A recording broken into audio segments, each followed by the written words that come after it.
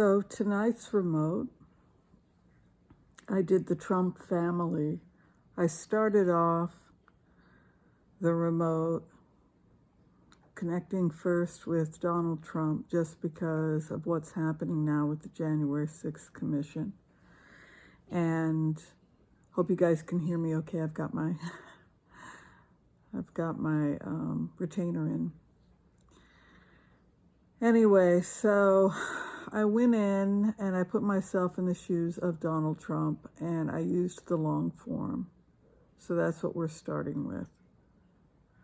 So the first thing I felt as Donald Trump is I'm very aware that I'm being abandoned. I'm very aware that people are leaving, that I don't have the same support that I used to have. This is the first feeling I had when I went into the remote. What it feels like to be Trump is this feeling that all the people I made, all the people I helped them become something, and now they've turned on me. People who once stood by me, the fact that everywhere I turn, I'm losing support. I'm losing the people that used to want to be around me. This is very apparent to me as Donald Trump. This is the first emotion.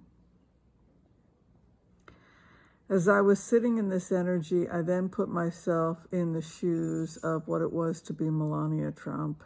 And I didn't feel like they were together. This doesn't feel like a couple that's together. It doesn't even look like they live in the same place or in the same room or in the same environment. It's more like these are two business people who work together to run a business, or they have similar business interests. And sometimes he needs her to come and do business with him, and sometimes she needs him to do business for her. And this is like a business, and he relies on her to be there for certain business dealings. And so then she shows up and she performs.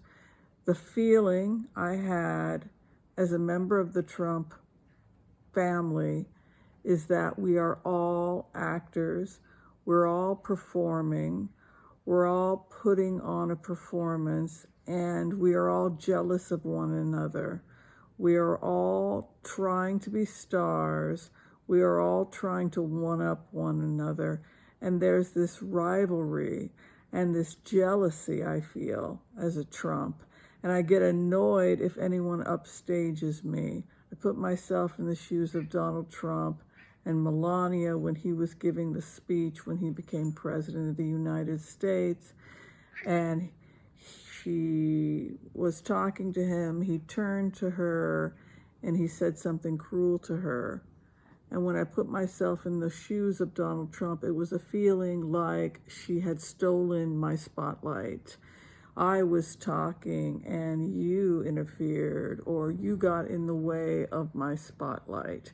There's always this feeling like I'm on now. The camera is on me now, and I'm the star now, so don't upstage me. Your job is to help me look good. Your job is not to upstage me.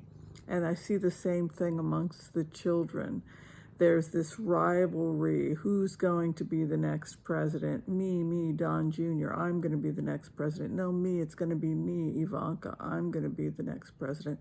It's this feeling in the family like everybody is competing with everybody else to be the star. And if you get in the way of my spotlight, there's this hostility. Well, I was talking. I'm the president. I'm giving my speech.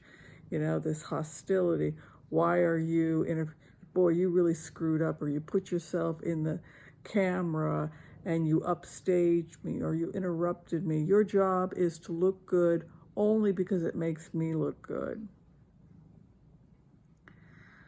When I put myself in the shoes of Melania and I tried to figure out why I was selling the new coin, the new digital coin, I heard myself say, because I can't sell anything else right now, thanks to the situation.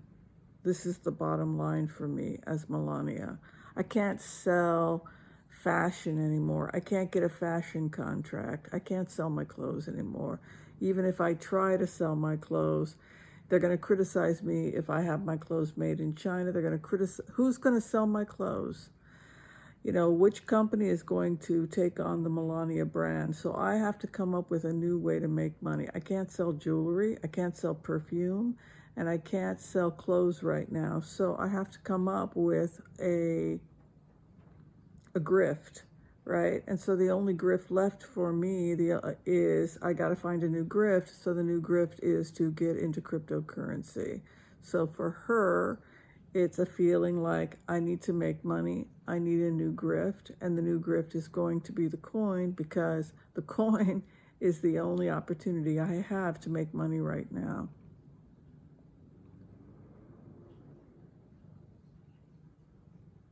I feel this family was kind of manufactured. It was kind of manufactured by NBC. It was manufactured by The Apprentice. This was never a close family. They're talking in this remote about how it's for the cameras, how much of this is staged, that they're all stars, that they're all competing to be famous together, that when the cameras are gone, they're really not that close, that Donald Trump didn't raise his children, that they grew up without him, that when the cameras are gone and when there's no performance, everybody kind of goes their separate ways. And this is probably why Don Jr. is always trying to be in the spotlight and impress his father with his loyalty, with his devotion, with his one-upmanship. But it always has this same feeling to it of rivalry and stardom and competing to be in the spotlight and competing to be the most beautiful and the most wonderful and the person that everybody wants to be. It's all a performance. It's all a grift. And I think that that's as far as I can take it tonight. It just feels like nobody really loves anybody else. There's a real absence of true unity here. It's really more about business, marketing, grifts, who's the star, who's the spotlight on, this competition. But I don't feel a real connectiveness with these people as a family, other than some kind of obligation to come together to present this kind of facade of being a family. It's very strange. Anyway, that is what it feels like to be a Trump in my head, using long form of Hcrv. Thanks everyone for watching. Bye-bye.